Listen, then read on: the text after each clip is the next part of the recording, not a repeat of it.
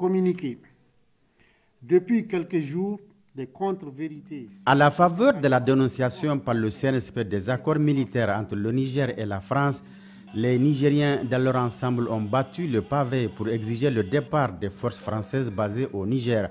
Quand ils ont assisté au départ du dernier militaire français, ils ont exprimé en toute légitimité leur joie et savourent encore leur victoire sur les forces d'occupation qui ont longtemps constitué un frein au développement économique et social du Niger. Les Nigériens ont dans la foulée vu plusieurs conteneurs de matériel convoyés vers le Tchad et des vols réguliers en direction de la France à partir de Niamey, laissant croire qu'ils sont partis avec la totalité de leur matériel.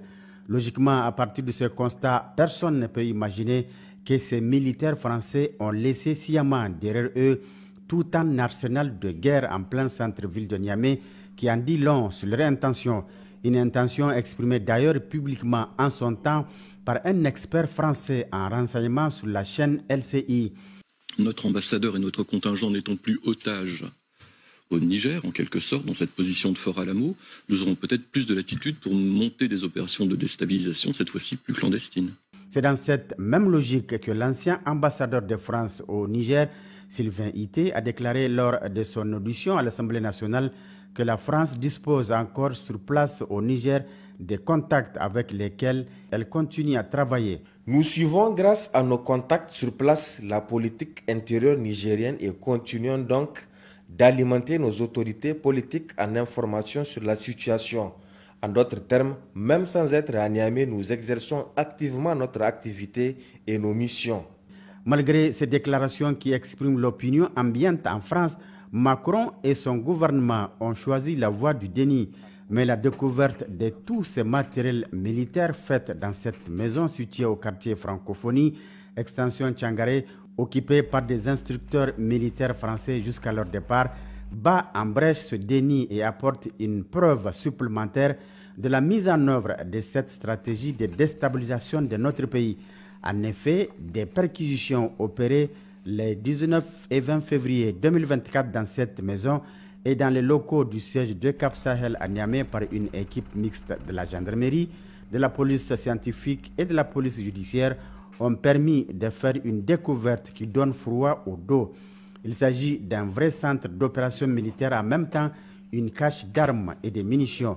Dans cette maison, il y a un élément qui a attiré particulièrement notre attention, c'est cette grande quantité de cartes géographiques sur l'Afrique de l'Ouest, parmi lesquelles une carte de Tesker, localité nigérienne très connue dans laquelle on a découvert récemment des mines et des missiles sol-air de longue portée qui nous renvoient au souvenir chaotique de Rwanda du 7 avril 1994. Ou encore cette carte de la ville de Niamey sur laquelle toutes les places stratégiques de la capitale sont soigneusement identifiées et marquées.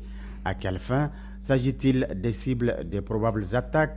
Quand on ajoute à cette planification minutieuse des lance-roquettes anti-chars, des fusils d'assaut, des drones, des grenades, d'énormes quantités de munitions, des véhicules 4x4 dont certains sont sans plaque d'immatriculation mais sur lesquels ils ont prévu des fausses plaques et bien d'autres matériels, il s'avère clair que nous sommes en présence d'une vraie stratégie militaire qui ne fait point de mystère sur son objectif.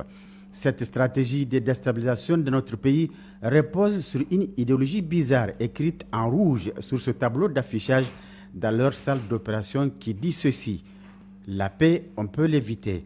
Alors pourquoi éviter cette paix quand on déclare la désirer à tout bout de champ? Ici, le mensonge est tellement gros qu'il n'est plus possible de le cacher. Mais quand on construit un partenariat sur du faux, il y a toujours un élément qui trahit le subconscient et le refoulé remonte à la surface pour révéler au grand jour le désir caché. Au stade actuel de nos rapports avec la France, il ne s'agit plus de désirs cachés, mais plutôt d'actions soigneusement planifiées pour semer le chaos à Niamey.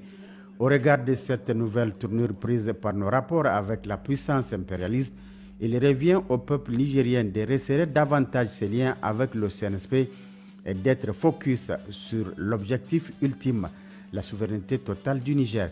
Il est donc impératif de rester dans la voie tracée par le Conseil national pour la sauvegarde de la patrie sous la conduite de son président, chef de l'État, le général de brigade Abdourahmane Tiani, pour atteindre un tel objectif.